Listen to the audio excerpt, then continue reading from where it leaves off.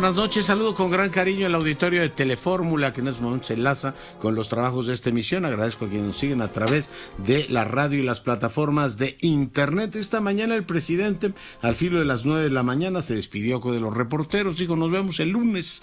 A las 4:15 de la tarde, su vocero dio a conocer que efectivamente había entrado e ingresó al hospital militar para llevar a cabo una revisión médica de rutina. Y ahora el secretario de Gobernación ha informado, le leo el comunicado, informa que esta mañana, alrededor de las 10:30, el presidente ingresó al Hospital Central Militar por antecedentes, estudios que se le realizan, estudios preventivos cada 6 meses, laboratorio, electrocardiograma, prueba de esfuerzo y tomografía.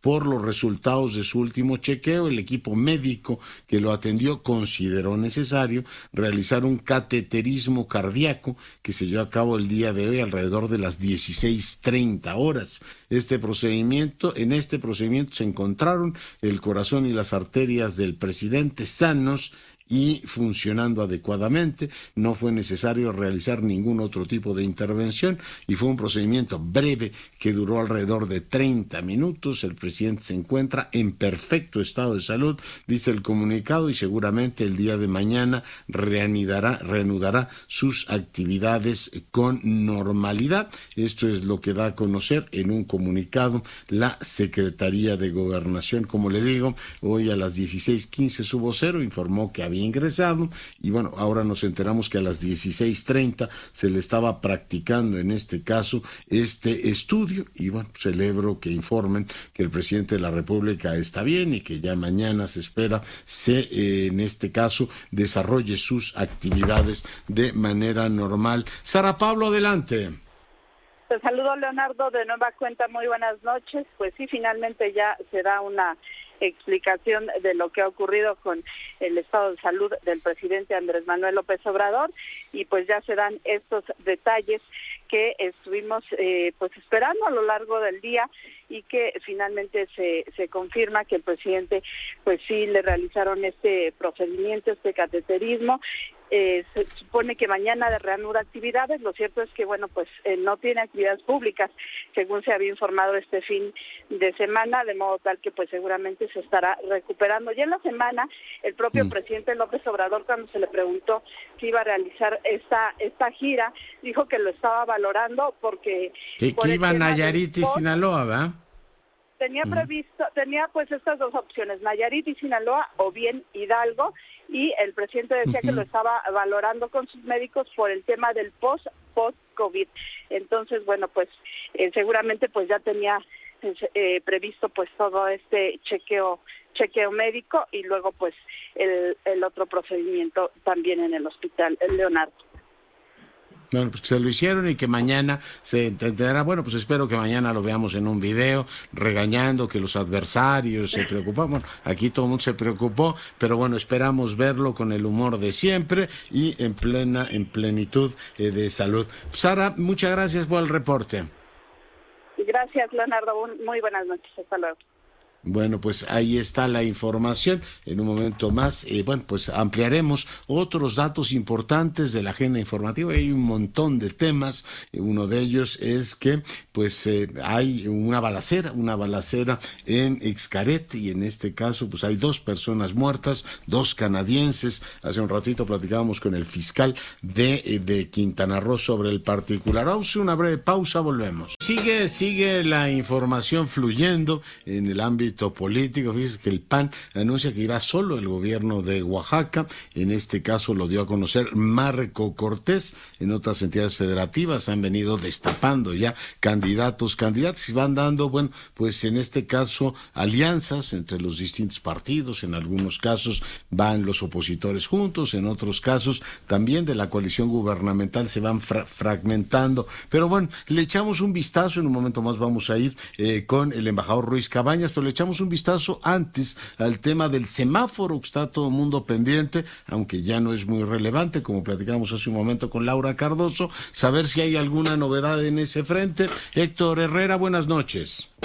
¿Qué tal? tal? ¿Cómo estás, Leonardo? Te saludo con gusto. Bueno, pues ahora es relevante porque pues no lo están dando a conocer. Generalmente el reporte, el informe técnico diario que pues se emite prácticamente desde el inicio de la pandemia y que se sigue haciendo pues posterior a que fueron, como lo hemos comentado, canceladas las conferencias de prensa, pues se emite entre 5 de la tarde, 5:30, máximo las 6 de la tarde. Hoy lo que sabemos hasta este momento, y esto te lo comento de forma extraoficial, porque no hay nada oficial ni por parte de la Secretaría de Salud ni por parte de los gobiernos estatales, es que el semáforo epidemiológico está sufriendo cambios en la metodología. Es raro que lo estén haciendo a estas alturas de la semana. De hecho, esta es la primera vez que no es la primera vez, de hecho ya sufrió algún cambio la metodología.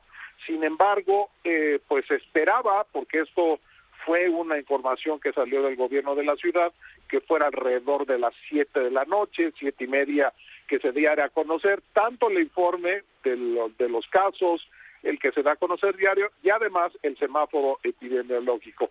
Pero pues son las 8 de la noche, un poco más tarde, Leonardo, y pues no tenemos comunicación todavía de la Secretaría de Salud en cuanto al informe técnico diario y por supuesto y mucho menos de lo que va a suceder con el semáforo, aunque en el caso del gobierno del Estado de México ya adelantó que va a estar en semáforo amarillo, y el gobierno de la ciudad que también alrededor de las 5 o 6 de la tarde va a conocer su postura. Ahora la ha guardado casi bajo llave y está esperando que la Secretaría de Salud dé su informe. Entonces estamos, pues eso es lo que nos trae, digamos, a estas horas, mi querido Leonardo, con la expectativa de cómo venir este semáforo para las siguientes 2 semanas. Pues, hoy a la maquinaria de un gobierno que, según ellos, turboinforman, les está fallando. Así es que pendientes estamos de ese asunto, como pendientes estuvimos. Al presidente se le olvidó. Habla de todos los temas, menos de informar que iba a entrar al hospital hoy, ¿no? ¿Verdad? Qué cosa menos relevante. Supongo que los reporteros que van a la mañanera, incluso los que le hacen las preguntas, estas maravillosas, decir, presidente, ¿tiene usted la bondad de informarnos de lo importante? ¿Cómo está su salud?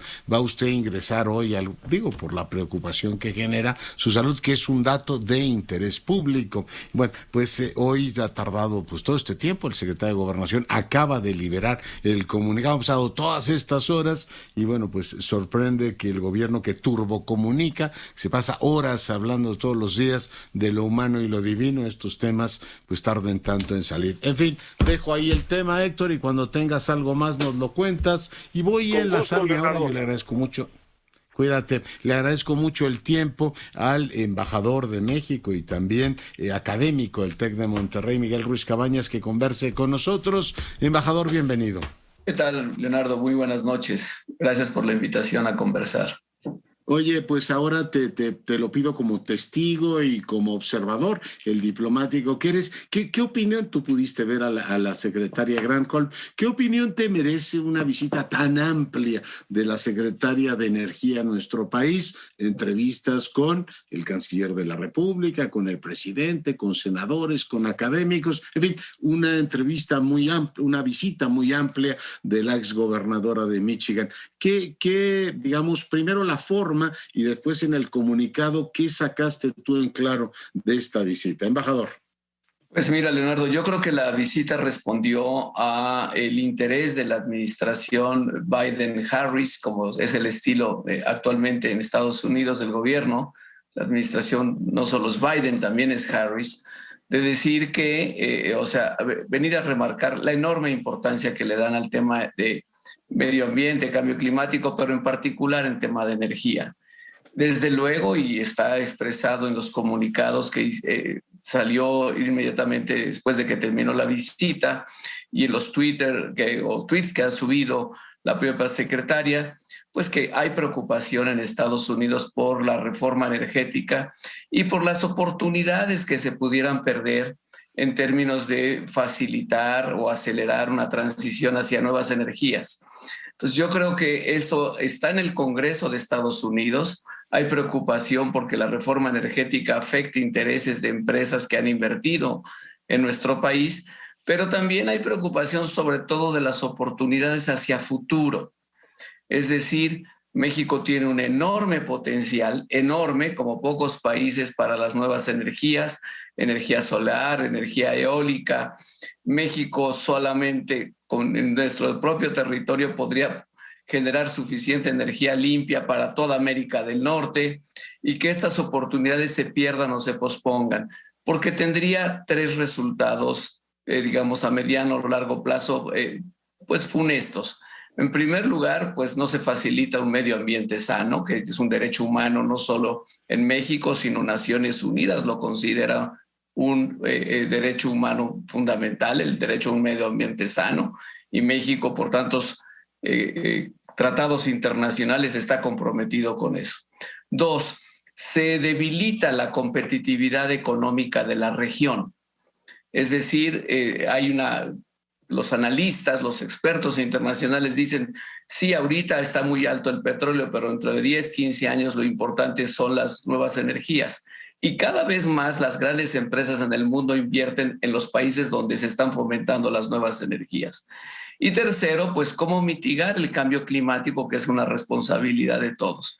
Yo creo que esas tres preocupaciones están muy claras de parte del gobierno de Biden, y están tratando de motivar de alguna manera la cooperación bilateral entre los dos países. Están respondiendo desde luego a las presiones que están presentes en el Congreso de Estados Unidos, pero también en la propia agenda de Biden sabemos que ellos quieren ser los líderes de la lucha contra el cambio climático y quieren, digamos, tomar la vanguardia, el liderazgo en la competencia, porque es una competencia con China y con otros países de las nuevas energías. Y sienten que pues un socio como es México, tan fundamental por ser vecino, por ser socio del TEMEC, es fundamental que México pues dé el mismo paso, vaya con la misma cadencia y no se atrase mucho, porque entonces las grandes inversiones que podrían venir a México o a América del Norte pues simplemente no vendrán. Y eso obviamente hay preocupación. Yo creo que fue el mensaje clarísimo que vino a dar la secretaria Granholm. ¿Es inusual, te pregunto, o es algo que en el pasado se ha dado, que una secretaria venga? Normalmente tienen pues, la reunión con sus homólogos, eventualmente la recibe también el presidente cuando se ha tratado de la visita del Departamento de Estado. En algunos casos ha habido visita al Senado, pero ahora incluyó industria, incluyó que casi como visita de jefe de Estado, Miguel. En fin, te pregunto si esto es inusual, ayúdanos a ubicarnos. Yo creo que es inusual cuando son tiempos normales, pero estos no son tiempos normales, Leonardo. O sea, estamos frente a una propuesta de reforma energética en México que, queramos o no, va a normar la industria, no solo energética, sino buena parte del aparato económico de nuestro país en los próximos años y probablemente décadas. Eso es lo que es inusual. Sí es cierto, la secretaria tenía una agenda muy nutrida. Yo pude ver esta mañana, por ejemplo, en la reunión que era con sociedad civil, que antes se reunió con la jefa de gobierno de la Ciudad de México, con Claudia Sheinbaum, y también se reunió con el presidente del Consejo Coordinador Empresarial, o sea, con una serie de personalidades pues de todo México. Todas las que llaman ahora corcholatas, ¿verdad? También digo, ahí hay también un mensaje político. También lo hubo, y yo creo que, ¿sabes qué? Que es un ejemplo. Fue toda una cátedra de lo que llamamos ahora diplomacia pública. No solo son encuentros entre gobiernos o homólogos, secretario de Energía con el secretario de Energía correspondiente, o si acaso el canciller, no. Es con los senadores, con los diputados, y más allá, con la sociedad civil, con el sector privado, con los, ¿cómo se llaman? Las partes interesadas, los sectores de la población que tienen que ver y tienen algún interés en los temas. En ese sentido, fue una verdadera cátedra que yo pienso que fue bien organizada por el embajador Ken Salazar, que en el poco tiempo que tiene en nuestro país, pues ha dado muestras de conocer bien lo que es diplomacia pública. Acabo de leer un capítulo espléndido, no sé si lo has leído tú, sobre John Gavin, un artículo espléndido efectivamente sobre el estilo personal que tienen los embajadores. Es en broma, porque en realidad lo escribió Miguel Ruiz Cabañas, por eso lo bromea, no sé si lo ha leído, espléndido, pero sí pesa mucho, bueno, en algunos casos tú relatas aquella época ciertamente muy complicada, pero el estilo personal del embajador también cuenta mucho, Miguel. Yo creo que muchísimo en forma y en el fondo. El embajador de Estados Unidos en México es el principal consejero de su gobierno en México. Es el que maneja el semáforo y dice por aquí, por acá, pase, hagamos esto, no hagamos esto. Entonces, si es un buen consejero, se vuelve un gran estratega. Y yo creo que el embajador Ken Salazar se está volviendo un gran estratega del conjunto de la relación entre los dos países. ¿Cómo lograr lo mejor para los dos países? Yo te diría, a diferencia de Gavin, que en esa época me tocó estudiarla, me tocó vivirla, yo estaba en esos años en la misión en la ONU, era mucho de, pues un poco... juego suma cero. A veces Estados Unidos pensaba que ganaba y si México perdía, pues no le importaba que perdiera. Yo creo que hace tiempo ya Estados Unidos no nos ve así y particularmente en esta administración, la administración sí nos ve como socios y para ellos es muy importante que México se comporte como socio.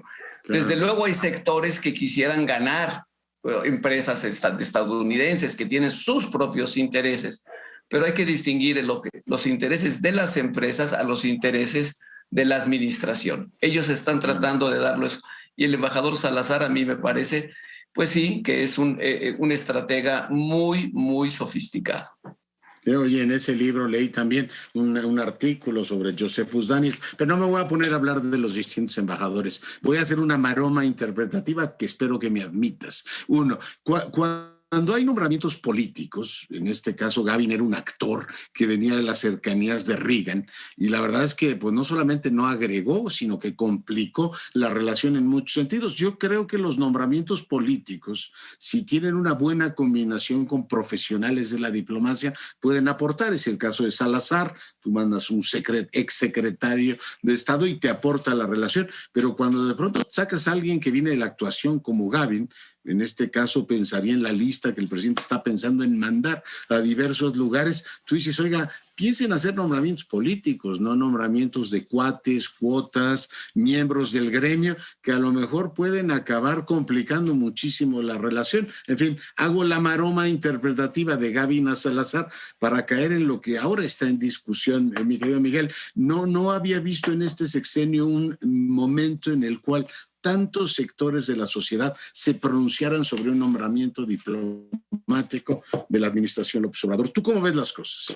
Mira, Leonardo, o sea, con toda sinceridad, una cosa es nombrar a grandes personajes de la vida mexicana que se han destacado, ya sea en la política, en la economía, en la cultura, en la academia. Tú tienes a personajes de la talla como Juan Ramón de la Fuente en la ONU. No recuerdo que nadie, absolutamente nadie, haya objetado el nombramiento del doctor de la Fuente para ser embajador en las Naciones Unidas. Agrega, ¿no? Agrega. Al contrario, se fue visto como alguien que con su experiencia iba a aportarle, iba a llenar, por decirlo así, el lugar de México en Naciones Unidas. Y la verdad es que así ha sido. Y te puedo decir, Juan José Bremer, que nunca ha sido del Servicio Exterior de carrera, pero ha tenido más embajadas que la mayoría de los embajadores del Servicio Exterior y siempre con enorme lustre y brillo. Hoy lo tenemos en la UNESCO. Entonces tenemos a embajadores, digamos que por su talla política, su estatura, llenan el espacio. Pero no porque te nombren embajador, así tengas la mayor cercanía con el presidente, jefes de Estado, sea de México o de otro país, tú vas a llenar el espacio. Y si además tienes causas justificadas o sospechas de que realmente no eres una persona calificada por tu trayectoria personal, que no eres un digno de representante de México, pues se suscitan este tipo de controversias. Y no son exclusivas de México, hay que decirlo en perspectiva histórica amplia. pero sí creo que algunos nombramientos que han surgido en estos días, pues es natural que sean objetados por las mujeres, por los políticos, por los partidos, por los intelectuales, los académicos, los expertos, porque se ve que no llenan el espacio. Ya, porque yo digo que los nombramientos políticos, que digo, ayudan mucho cuando te, digamos, cubren un espacio, complementan la representación exterior, pues ¿cómo se llama? Te hablan por sí mismos, ¿no? Si tú decías el caso de La Fuente, yo digo que el caso de Moctezuma también se explica, o algunas posiciones particulares en las cuales tú dices, bueno, yo mando a alguien que está muy vinculado a un determinado lugar, tú nos estás representando en distintos asuntos, en distintos países, pero déjame tomar un ejemplo de otro país representando en México. Cuando Argentina te manda a Carlos Alfonso Tomada, ex ministro de la administración argentina, pues está mandando el mensaje de que quiere tener una buena relación contigo. Si de entrada... Como cuando nosotros mandamos a Rosario Green a Argentina. O a Beatriz Paredes a Brasil, o a Cecilia, o sea, tú mandas un mensaje con el mismo nombramiento, pero cuando la gente se empieza a preguntar, ¿y este señor o esta señora quién es? Yo creo que ya de entrada uno se preguntaría, pues es pertinente el nombramiento. Subrayo, yo no creo que sea mala idea, a menos que tú me digas lo contrario, los nombramientos políticos sí son una adecuada combinación. Lo que hay que revisar es la idoneidad de los personajes. Por eso traía a colación a Gavin en su momento, Miguel. Y mantener un equilibrio. En nuestro caso, Leonardo, México no es una superpotencia. Las superpotencias a veces se dan lujos que los países, potencias medias en el lenguaje anterior, economías emergentes o como los queramos ver, no deberíamos darnos esos lujos. Es por decirlo así, tenemos menos combustible, menos balas en la cartuchera, entonces las tenemos que cuidar. Y yo pienso, sinceramente, después de mi carrera diplomática de muchos años, pienso que en la mayor parte de los lugares hay que tener expertos, hay que tener personas que estén realmente capacitadas para desempeñarse en el cargo específico en el que supuestamente se van a desempeñar. Entonces estoy a favor, esta es mi inclinación personal, de que la mayoría sean de carrera. Pero por supuesto se enriquece mucho la carrera, la diplomacia mexicana, cuando tú nombras a personajes como Esteban Moctezuma, como Juan Ramón de la Fuente, como Juan José Bremer, o en su momento Porfirio Muñoz Ledo en Naciones Unidas, que fue mi primer jefe y del cual aprendí enormemente. Entonces, claro que sí, se engalana el servicio exterior y México literalmente brilla más. Y la diplomacia es mucho de brillo, es una inversión estratégica que hacen los estados, yo diría de bajo costo. No hay que invertir tanto porque finalmente estás invirtiendo en recursos humanos relativamente, digamos, no es un número grande, y eso le da muchísimo a los países. Y esa es la lección de China, de Brasil, de Dinamarca, de Noruega o de Sudáfrica. Los países que invierten en su servicio exterior pues son los que tienen las diplomacias más profesionales del mundo. Israel, ¿y sabes quién te diría? Cuba invierte en su servicio exterior. Entonces, o sea, hay de todos los colores, pero son estados que saben la importancia de las relaciones internacionales y de tener un servicio exterior profesional donde los embajadores sean la cara y la carta de presentación de México. Sí, absolutamente, y no nada más decir, oiga, qué linda es Barcelona, ya se me antojó ir por allá, que de todas maneras, pues ese tema de la relación con España merece otro capítulo, que el día de hoy, pues no vamos a usar, porque ya te exprimimos mucho, embajador, cuídate mucho. Muchas gracias, Leonardo. Saludos a tu auditorio, buenas noches. El embajador Ruiz Cabañas también es académico del TEC de Monterrey, el día de hoy conversando con usted. Y bueno, pues el otro elemento del día de hoy que también ha causado mucha sorpresa es la decisión de un juez que dice que pide la paralización de la venta de Citibanamex por el tema de oceanografía. Parece más bien como una especie de cálculo jurídico tratando efectivamente de que el banco, yo no sé si se inhiba de todo el proceso en contra de Amado Amado Yáñez y todo lo que tiene que ver con en este caso, oceanografía. El banco pues parece no encontrar ninguna base legítima para que el juez haya emitido esta medida cautelar. Por supuesto se va a recurrir y pues no es efectiva, particularmente es dada las alegaciones y toda la parte jurídica que se está dando, van por supuesto a apelar esta medida y veremos qué desarrollo tiene, pero es un tema relevante, muy relevante en el ámbito corporativo. También noticia del día de hoy. Héctor Herrera, ¿alguna novedad? Bueno, pues hace unos minutos acaba de salir ya el informe técnico, Leonardo, y bueno, pues estamos hablando de 353.885 casos activos. Ya la cifra de casos acumulados estimados está en 4.847.785 y desafortunadamente se suman 302.721 fallecimientos, lo que en esta cuarta ola, bueno, pues es el día que se está registrando desafortunadamente, Leonardo, el mayor número de reportes de gente que ha perdido la vida por complicaciones asociadas al virus. Estamos hablando de 599, cuando las cifras, digamos, más altas fueron de 1,100 en el punto más alto de las últimas olas. Ahora, en el tema del semáforo, bueno, pues al final ya se aclara un poco. Hay una entidad que es Aguascalientes, que está en rojo, están 9 en naranja, y en las que están en naranja, bueno, pues es Quintana Roo, Baja California Sur, Baja California Norte, Sonora, Nuevo León, entre otros.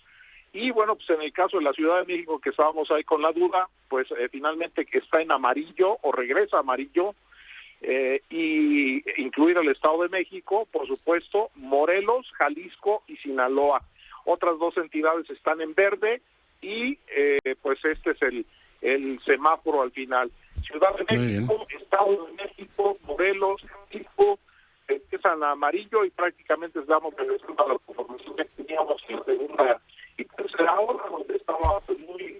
Sí. ¿Qué me estás viendo, Héctor? Te me estás viendo. Bueno, pues muchas gracias por el reporte. Y bueno, pues el día de hoy, el presidente Boric de Chile presentó su gabinete y es impresionante, son mucho más mujeres y el corte generacional, abroches el cinturón de seguridad. La ministra de Interior y Seguridad Pública, de nombre Isquia Jasbin Siches Pastén, tiene 35 años de edad, 35, y es médica cirujana, es independiente y va a ocupar la cartera del Ministerio del Interior. El Ministerio de Relaciones Exteriores también es una abogada independiente, Antonia Urrejola Noguera, seguramente tendremos ocasión de escucharla más por su función, tiene 53 años y también una mujer joven, bueno, por supuesto no tan joven como la del Interior, pero ocupa esa función. Defensa Nacional, la señora Maya Alejandra Fernández Allende, ella está pues emparentada con el expresidente Salvador Allende. Yo creo que el mensaje es absolutamente claro. Tiene 50 años de edad, ella forma parte del Partido Socialista y es bióloga, médica veterinaria y presidenta de la Cámara de Diputados. Lo fue entre 2018 y 2019. Bueno, pues yo creo que el mensaje es absolutamente diáfano. En el Ministerio de Hacienda opta por Mario Marcet Culet. Él es ingeniero industrial y ha tenido efectivamente, bueno, pues distintos cargos. Está en la OCDE, director de práctica de buen gobierno en el Banco Mundial. Ocupará pues el Ministerio de Hacienda. Hay otros secretarios igualmente muy joven. Fíjese, el ministro de la Secretaría General de la Presidencia, le da 34 años. Él es del Partido de la Revolución Democrática y es ingeniero industrial. En el caso de la ministra de Secretaría General de Gobierno es Camila Antonia Amaranta Vallejo Dowling. Ella tiene 33 años y es geógrafa, ella viene del Partido Comunista de Chile. En fin, es bastante llamativo. El ministro de Economía, Fomento y Turismo, 38 años. Él viene del partido Convergencia Social. En el caso de el ministro de Educación, tiene 44 años, un profesor de castellano, y viene también de la Revolución, Partido de la Revolución Democrática, de muy joven. En el caso de el Ministerio de Justicia, cae en manos de Marcela Alejandra Ríos Tobar. Ella sí tiene ya pues una edad, digamos, es politóloga y tiene 55 años de edad. Con el resto del gabinete, pues sí llama la atención. La ministra de Desarrollo Social y Familia es también mujer, Janet del Rosario Vega Morales, tiene 64 años. Interesante, pues, composición la que está mandando, demográfica, mucho más mujeres, ya no es gabinete paritario, es un gabinete predominantemente femenino, y el corte generacional es impresionante, ¿no? Llega, pues, toda esta generación a gobernar Chile de la mano de Gabriel Boric Font. Vamos a una breve pausa, regresamos en un instante. Seguimos, por supuesto, con la información. Esta mañana platicaba con Saskia Niño de Rivera y bueno, pues platicamos este caso que ha conmovido a un sector de la opinión pública. Me decía Saskia con toda claridad, dice: yo estoy sorprendida que no se convierta en un tema de mucho mayor impacto. Por supuesto, hemos tenido las reacciones típicas de la clase política, que gobiernos anteriores, que los medios críticos. Bueno, el bebé se llamaba Tadeo, nació el 4 de octubre del 21 y por problemas intestinales murió el 5 de enero de este año. El día 6 de enero fue enterrado en el Panteón de Iztapalapa. A los pocos días de hacerse público el hallazgo en el penal de San Miguel, y al ver la noticia en los medios, los padres sospecharon que el bebé que habían encontrado en el penal era su hijo. Fueron al panteón, fueron amenazados al ver que el cadáver de su niño ya no estaba. En el panteón los amenazaron a que se quedaran callados. Hoy los padres están en la fiscalía exigiendo reconocer el cuerpo del menor. ¿Por qué demonios el cuerpo de un bebé tendría que haberse llevado a Puebla, no? Y la pregunta es cómo ingresó. Me lo decía hoy Saskia de una manera muy clara: ¿cómo ingresa un bebé a un penal? Y los custodios están, además un cadáver en este caso. Las autoridades no se dan cuenta de que el bebé, digamos, de cómo entra, sale, aparece en el basurero. Todo un desastre que indica, pues, el caos administrativo que tenemos en el país. Esta es la información más reciente que tenemos. Polo Espejel, te saludo. Buenas noches. La Iglesia Católica rechazó la resolución del Tribunal Electoral del Poder Judicial de la Federación, que a su juicio confirmó la violación al principio constitucional de separación Iglesia-Estado, atribuida, doctor, a 4 ministros de culto, entre los que se encuentran el cardenal Carlos Aguirretes, el cardenal Juan Sandoval Íñiguez y el sacerdote Mario Ángel Flores Ramos, quienes, previo a la elección del 6 de junio, según concluyó el Tribunal Electoral del Poder Judicial de la Federación, los sacerdotes realizaron expresiones proselitistas en contra de Morena para presuntamente influir en el voto ciudadano. El secretario general de la Conferencia del Episcopado Mexicano, Ramón Castro Castro, señaló que ello es violatorio a la libertad de expresión a los miembros de la Iglesia Católica. Lo vemos y escuchamos. La Iglesia y quienes la integramos como ministros y ciudadanos respetamos las decisiones de los tribunales de nuestro país.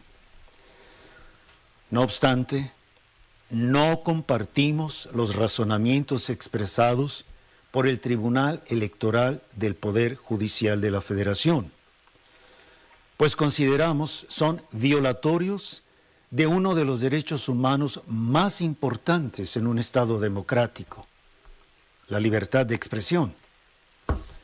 Ninguno de los ministros de culto se manifestó a favor o en contra de un candidato o de un partido político específico, sino que, en ejercicio de su libertad de expresión, hicieron pronunciamientos personales sobre la realidad social del país. Por lo anterior, doctor, la sentencia judicial se tornará a la Dirección General de Asociaciones Religiosas de la Secretaría de Gobernación para abrir el procedimiento previsto en el artículo 30 de la Ley de Asociaciones Religiosas para determinar si se violó o no el artículo 130 constitucional. Doctor, el reporte que tengo. Pues muchas gracias por el mismo, cuídate mucho. Y voy ahora contigo, Juan Antonio Jiménez, adelante. Gracias, doctor, muy buenas noches. Y le comento que un juez del Tribunal Superior de Justicia otorgó medidas cautelares a la empresa Oceanografía con la que suspende por el momento la venta de Citibanamex por una demanda interpuesta en 2019 por la empresa naviera. El juez 71 del Tribunal Ordinario de lo Civil en la Ciudad de México, Mario Salgado Hernández, exhortó al Banco Nacional de México a abstenerse de realizar la venta o transmisión de acciones, activos y demás bienes tangibles e intangibles hasta en tanto no se resuelva en sentencia definitiva el juicio principal. Tampoco podrán realizar acuerdos, asambleas o cualquier acto corporativo tendiente a aprobar, vender, donar o por cualquier medio afectar la cartera de clientes activos y pasivos de bienes y servicios que menoscaban el valor de la institución y su salida del suelo mexicano. Por otra parte, el juez dio un plazo de 5 días a Oceanografía para exhibir una garantía de $260 millones a fin de ejecutar la suspensión de la venta de Citibanamex. El dinero de la garantía equivale al monto de la demanda de la naviera que culpa a Banamex de desencadenar mediante una denuncia de fraude en 2014 la intervención del gobierno que la llevó a la quiebra. En su resolución, el juzgador consideró que la intención de Citigroup de vender Citibanamex podría impedir una posible sentencia a favor de Oceanografía, empresa que pertenece a Amado Yáñez. Doctor, el reporte. Gracias. Bueno, pues ya platicábamos de la perspectiva que se puede tener de este tema. Jenny Valencia, adelante. Te comento, Leonardo, que Citibanamex apelará a la medida cautelar que emitió un juez para evitar la venta del banco mientras dura el juicio de Oceanografía. La institución financiera consideró que no hay bases legales legítimas para que un juez del Tribunal Superior de Justicia de la Ciudad de México haya emitido esta medida cautelar, la cual afirmó aún no es efectiva, particularmente dadas las alegaciones infundadas contenidas en la demanda. Comentarte que Citibanamex anunció que planean apelar la medida cautelar, aunque por ahora no espera, Leonardo, que este asunto tenga algún impacto en el cronograma para la venta del negocio de consumo en México a través de Banamex. Es el reporte, Leonardo. Gracias, Jenny. Si usted nos acaba de sintonizar, quiero decirle que el día de hoy el presidente se sometió primero a un chequeo y después un cateterismo cardíaco que se llevó a cabo a las 16:30. El procedimiento, dice el secretario de Gobernación, encontraron que el corazón y las arterias del presidente están sanos y funcionando adecuadamente, cosa que, apunto, me alegra y me alegra mucho. No fue necesario el regreso al comunicado, realizar ningún otro tipo de intervención y fue un procedimiento breve que duró alrededor de 30 minutos. El me alegro y me alegro mucho es una opinión que yo doy, lo digo porque ahora pues con este fallo de la Suprema Corte hay que distinguir una cosa u otra, o decir de entrada, ¿no? En este programa se alternan la información y la opinión, y tenemos pues una audiencia lo suficientemente inteligente como para distinguir entre una y otra. Va a opinión. Yo creo que el gobierno no tenía ni la menor intención, el presidente, de informarnos del tema de salud. Se despidió a las 9 y no hubo comunicado hasta las 16:15 por parte de Jesús Ramírez Cuevas, diciendo una vez que se había filtrado la información en distintos portales de que el presidente había entrado a un hospital, que dio la información, y ya hace un ratito lo acaba el secretario de Gobernación. No tenían ni la menor intención de informarle a la nación de esto, si el presidente iba a guardar para sí mismo el tema de sus procedimientos. Le recuerdo que son ya muchos días que nos prometió, 914, si no recuerdo mal, el conteo que lleva Luis Estrada, que prometió que iba a dar a conocer sus resultados, y bueno, lo que tenemos son versiones que él nos ha dado a propósito del COVID, pero sí, ahí hay un ejercicio de opacidad. Yo no entiendo a qué viene este tema. La gente tiene derecho a enterarse de la situación. ¿Tiene derecho el presidente a que sus temas personales no se conozcan? Sí, pero dar una versión pública de su estado de salud es perfectamente normal. Y hoy, pues no querían darlo porque pues visiblemente no tuvieron más remedio que hacerlo. Como digo, cuando se filtró la información allá a mediodía, entonces a las 16. Creo que tiene razón, hay que incentivar el turismo de convenciones y los políticos mueven eso. Yo no sé si se han dado cuenta que este país está en recesión ya y que activar, en este caso con gasto público, yo no voy a defender reuniones en un lugar o en otro, pero tampoco deben ser demonizadas como una cuestión absolutamente frívola. El movimiento de personas ayuda a la actividad económica y el turismo de convenciones es tan legítimo como cualquier otro turismo, aunque la convención sea sea de tipo político, pero en estos tiempos parece que se demoniza, mi querida Maru, cualquier gasto que se haga. Por lo pronto a cuidarnos todos, que este bicho está imparable. A cuidarse, Maru. Adelante, Israel Aldave. Buenas noches. ¿Qué tal, Leonardo? Gracias. Muy buenas noches. Comentarte que el Partido Acción Nacional decidió este día no ir en alianza, es decir, va a ir solo a buscar la candidatura del estado de Oaxaca. Hay 3 aspirantes panistas, son Natividad Díaz, Carlos Moreno y Gerardo García. Hoy el dirigente nacional de este instituto político, Marco Cortés, estuvo justamente en aquel estado de nuestro país y determinó que buscarán ser una candidatura común entre estos 3 aspirantes, es decir, Leonardo, aquí en Oaxaca, como en otros estados de la República, no van a ir en alianza con el PRI y el PRD. Va solo el Partido Acción Nacional a buscar la gubernatura de Oaxaca, Leonardo. Pues vamos a ver cómo le va. Muchas gracias por el reporte. Y vamos ahora contigo, Oscar Zúñiga, ¿qué novedades tenemos? Gracias, Leonardo. ¿Qué tal? Muy buenas noches. Y precisamente la Cámara Nacional de la Industria de Radio y Televisión señala que es absurdo que desde el Estado se pretenda someter a la radio y a la televisión a controles y sanciones burocráticas que rompan con el flujo y el ritmo de la comunicación. Esto luego de la sentencia de amparo en revisión 1031/2019, aprobada por mayoría en la primera sala de la Suprema Corte de Justicia de la Nación, que ordena que en cualquier contenido de las estaciones de radio y televisión del país se deba diferenciar entre información oficiosa y la opinión de quien la comunica. Ante ello, la CIRT indica que dicha resolución es un ataque directo a la libertad de expresión, al derecho a la información y a la libertad de las audiencias, además a la libre expresión de los comunicadores, que les permite entreverar noticias y opinión, decidir la agilidad con la que se hace el uso de la comunicación, el derecho a la libertad editorial y el momento y la forma en que se utiliza. La desafortunada sentencia fue presentada por el ministro Juan Luis González Alcántara, quien, a decir de la CIRT, muestra su despreocupación y ligereza por los efectos antidemocráticos que la misma tiene sobre la libertad de expresión, desconoce por completo cómo funciona la radio y televisión, además ignora que el principal derecho de las audiencias es estar informados con oportunidad, veracidad y por medios y comunicadores libres, y con esto nuevamente pone en desventaja a la radio y a la televisión mexicanas respecto de otras plataformas de comunicación plenamente desreguladas, muchas de ellas con contenidos respecto de México generados desde el extranjero. Leonardo, el reporte. Oye, yo no sé si han visto efectivamente cómo se hace la comunicación en estos tiempos, pues parece una legislación de los 90, ciertamente. Imagínate que yo estoy diciendo, la información es esta, y ahora doy mi punto de vista en el Twitter.